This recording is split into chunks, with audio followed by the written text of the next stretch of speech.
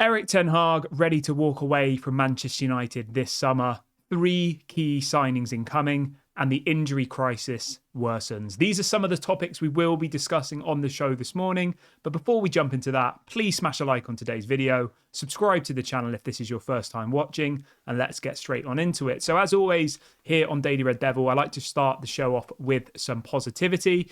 And the positive story I have for you this morning, which some of you might already be aware of, is that Jason Wilcox has been officially appointed as Manchester United's head of recruitment. So this is a really, really big positive. They've agreed a compensation package with Southampton, who put out a very salty post on Twitter, which I found quite funny, saying that they'd reluctantly agreed to let Jason Wilcox join Manchester United. Obviously, he was at Man City before he was at Southampton. Southampton, he was the director of football. He'll be coming into Manchester United as the new head of recruitment. So, as the new technical director. There's so many different things now, isn't there? We've been so used to not having any of these positions at Man United. It's kind of blown my head a bit. But so he will be the new technical director, and he is going to be at the game today against Coventry as well. So it's really good to actually see our team starting to form, the backroom team. Dan Ashworth apparently is going to be quite closely following him, so he'll be starting soon. Omar Barada starts in June, I think it is. So before you know it, we'll have our full behind-the-scenes team. So that's really, really positive. So really happy about that. I think it's a really, really good appointment. But moving on to some more news focused on today. Obviously, we've got the big game against Coventry. Now, I want you to get in the comment section. Let me know your score predictions for the game today. I think we're going to beat them. I think it's not going to be as easy as we think, but I think we will win, because if we don't win, it's going to be a disaster. Let's be clear, Yes, Man City have gone through to the final, and we need revenge. We need to go to that final, and we need to beat Man City. And the only way we can do that is if we get past Coventry first. So my score prediction, I'm going to go 3-1 Manchester United. I think McTominay is going to play. I reckon he's going to get a couple of goals. I don't particularly like McTominay, but he is in the squad. He is back fit. I can see him playing at centre midfield. And the reason for that is because we only have one fit centre-back in our entire squad. One. And that's Harry Maguire. Willy Camboire is now injured. Lindelof's injured. Varane's injured. Martinez is injured. Luke Shaw's obviously injured. Johnny Evans is injured. There's no one else. There's only Harry Maguire. So the rumour this morning is that apparently Erik ten Hag is ready to start Casemiro as centre-back alongside Harry Maguire. Now, this is probably going to be the slowest centre-back partnership in world football, isn't it? Harry Maguire is unbelievably slow, and so is Casemiro. His legs have gone. So we're going to have to be very, very careful, because if we push too far up the pitch with the defensive two of Casemiro and Harry Maguire, we could get absolutely embarrassed by Coventry. Like, I know they're a championship level team, but it doesn't really matter. If they've got pacey wingers and a fast forward, which they do, and they get in behind us, and you've got Casemiro and Maguire as your centre-back partnership, you're going to be in big trouble. But I still think we're going to win 3-1. I think, it would honestly be a disaster if we lost this game. But let me know in the comment section, guys. Do you think Man United will win the game today? And what are the score predictions? So in relation to team news, we can confirm that Willy Camboire is injured. He will not be featuring, as I just said. Sofian Amrabat, injured. He will not be available. And Mason Mount is now also injured. I mean, it's crazy, isn't it? Like, I saw the travelling squad list for the game today, and I'll be honest with you, there was about 6 or 7 players from the youth academy who I'd never even heard of. And I do watch some of the youth games and stuff, and it's completely blown my mind. And this isn't out of Erik ten Hag's choice. It's because of injuries. Yeah, it's a real mess this season, isn't it, with the injuries? I honestly don't understand it. You've got some people on Twitter saying, oh, it's Erik ten Hag's fault. Well, it didn't happen last year. So what's he doing differently this year? It never happened at Ajax. So I don't understand. I just think it's some of these players downing tools, feeling a tiny injury and being like, oh, I'm injured, I can't play. I think that's more of the truth in this situation, because we know the mentality of most of these players. Answer me this, right? If Erik ten Hag is at fault for these injuries, why is it that Bruno Fernandes has not missed a single game? Because we know that Bruno Fernandes has elite mentality and wants to play and wants to give his all for Manchester United. Why is it that Diogo Dalot has not been injured once this season? But then it's the same people getting injured. Oh, Mason Mount comes back, injured again. Mason Mount comes back, injured again. The list goes on. Obviously, Martinez is a shock example, because his was like a real injury that we saw on the pitch, and we knew he was going to be out for a long time. But people like Varane, they must just get like a tiny little feeling in their leg, and they're like, no, I'm not playing. We know that people do that as well. We know that some players just aren't willing to fight through the pain barrier. Like, some just aren't happy to do it. And I think that it's another key example of why this squad has so many players that we need to move on. We need hungry players who will literally go out there and give 150%. Not one who's like, oh, I feel a little bit ill today, I think I'm going to sit this one out. Like, those are the kind of players we have. So that's my take on it. I don't think, if we had these types of injuries last season, then you'd obviously blame it on Erik ten Hag. But we didn't have these injuries last season, did we? Like, not really. We had some suspensions. I remember Casemiro was suspended quite a lot, but Martinez and Varane were fit for most of the season, weren't they? And I think that we've had a terrible season. They probably all think the manager's getting sacked. They're probably all thinking about leaving in the summer. Some of them will be thinking about the Euros, thinking I don't want to play injured if I've got the Euros coming up. And they're just being selfish. They don't care about Man United. And I think that's more the truth than us sitting here blaming Erik ten Hag, to be completely honest with you. Anthony Martial was meant to be back 2 months ago.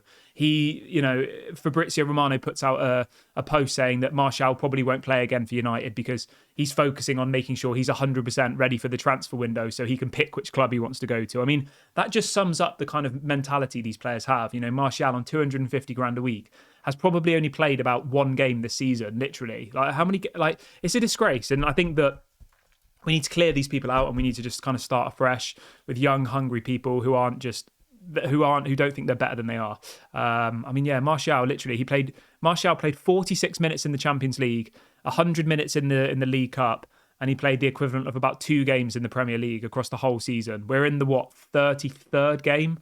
Like, it's not good enough. But anyway, that's my rant over on the injuries. Obviously, you have to question what's going on in the training sessions, but I just don't think that you can 100% blame it on Erik ten Hag if last season we didn't have any injuries and he never had any injuries at Ajax. Yet this season, when we're doing badly, none of the players want to show up. None of them want to put themselves out there because they're thinking of their next move. They're thinking of the Euros, and effectively, I think they just don't care anymore. They know the manager's probably going to get sacked, and they're thinking, I'm not going to play for this manager.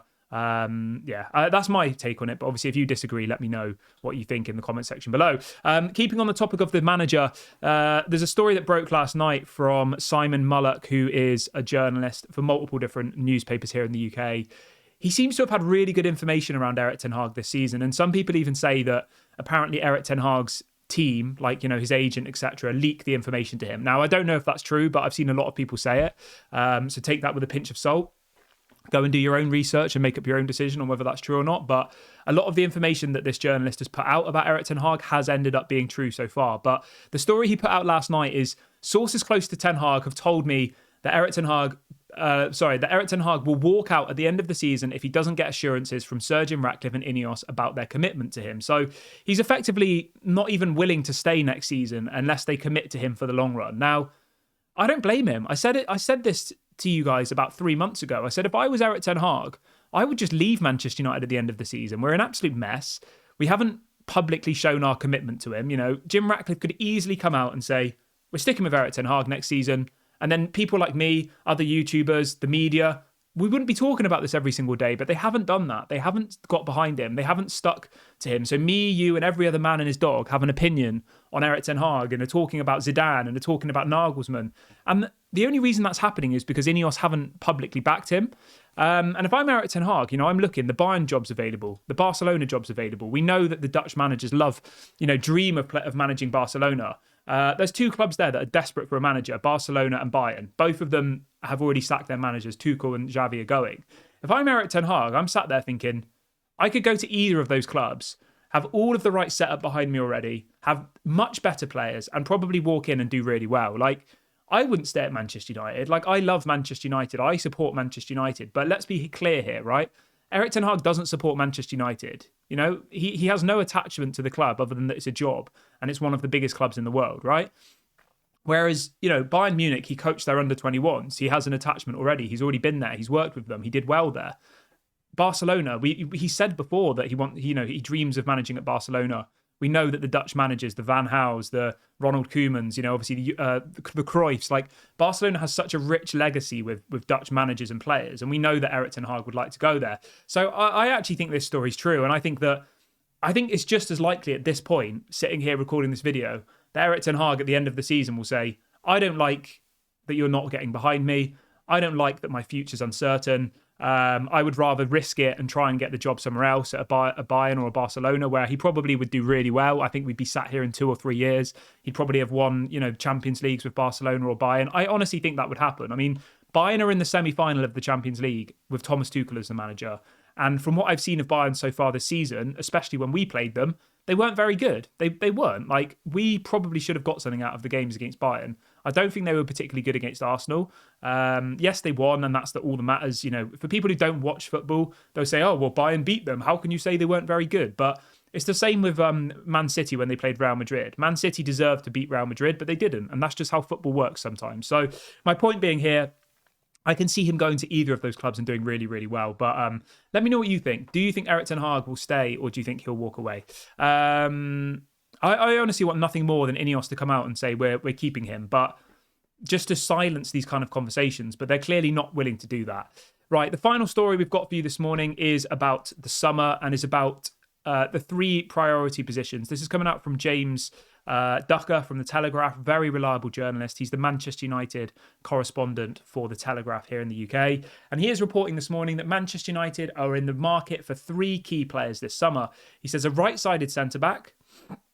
That could obviously be Todibo. That could be Bremer from Juventus. There's lots of different people we're linked to. It could be a central midfielder. So many people in that position. Obviously, the one that everybody seems to be talking about is Amadou Onana from Everton. There is still the potential that Everton will get relegated. If they do, they're obviously going to need to sell players. And then the kind of more trendy name at the moment is João Neves from Benfica. I think he will cost too much money, so I don't think we'll go for him. And then also a striker. We all need a striker. We know that. 3 players isn't going to make any difference, though. I'm sorry. 3 players is still going to mean that most of that team is the same. It's still going to mean that Rashford and Bruno are getting picked every single game. It's still going to mean that you've got Anthony probably as the backup on the right wing. It's still going to mean that McTominay's probably sniffing around, and that Maguire and I don't know. I just don't think 3 players is going to make a hell of a lot of difference. 3 players might bridge the gap between 6th and 5th maybe, but it's not going to take us from 6th to 1st or 6th to 2nd, in my opinion. But let me know what you guys think. How many players do we need in the summer? Is 3 players enough? Not for me personally, but obviously we'll wait and see what happens. I'm going to wrap the video up here, guys. I will be live as soon as the Coventry game finishes. Hopefully we can have something to celebrate. Hopefully I'm not sat here miserable. Have a great Sunday, everybody. I'll speak to you all at I think it's about 5 o'clock the game will finish. So I'll speak to you then. Please like the video on your way out. Drop a comment, subscribe. This has been Daily Red Devil, and I'll speak to you all a bit later.